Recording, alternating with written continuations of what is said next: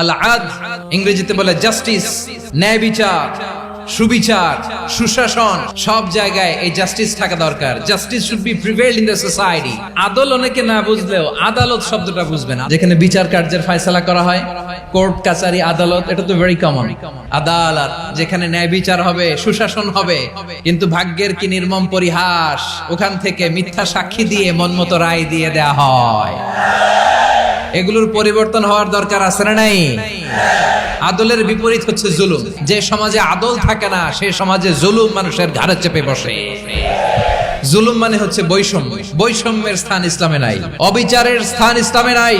আল্লাহ তাআলা বলেন হাদিসে কুদসিতে, ইয়া ইবাদি ইন্নী হারামতুয যুলমা আলা নাফসি ওয়া জাআলতুহু বাইনাকুম মুহাররামান ফালা তাযালামু। আমার গোলামেরা শোনো, নিশ্চয় আমি আল্লাহ তাআলা জুলুমকে আমি আমার উপরে হারাম করেছি, অনুরূপ ভাবে জুলুম করাকে তোমাদের উপরেও হারাম করেছি। ফলে ফালা তাযালামু, তোমরা একে অপরের সাথে জুলুম করো না।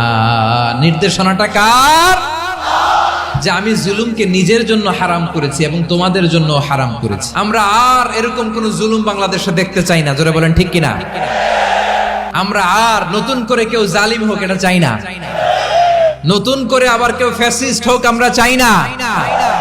এক দল আরেক দলকে নিশ্চিহ্ন করার রাজনীতি করুক আমরা চাই না।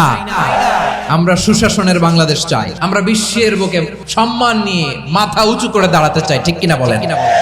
আল্লাহ তাআলা আদলের আদেশ দিয়েছেন, সুশাসনের, ন্যায় বিচারের আদেশ দিয়েছেন। ইন্নাল্লাহা ইয়ামুরু বিল আদল। আমাদেরকে আদল প্রতিষ্ঠা করতে হবে। জুলুমের সাথে ইসলামের কোনো সম্পর্ক নাই। পশ্চিমারা আমাদেরকে ইনসাফ শিখায়, আমাদেরকে সুশাসন শিখায়। আর ইনসাফ, সুশাসন, ন্যায় বিচার, সুবিচার, জাস্টিস কারে বলে বিশ্বনবীর বায়োগ্রাফি থেকে জেনে নাও।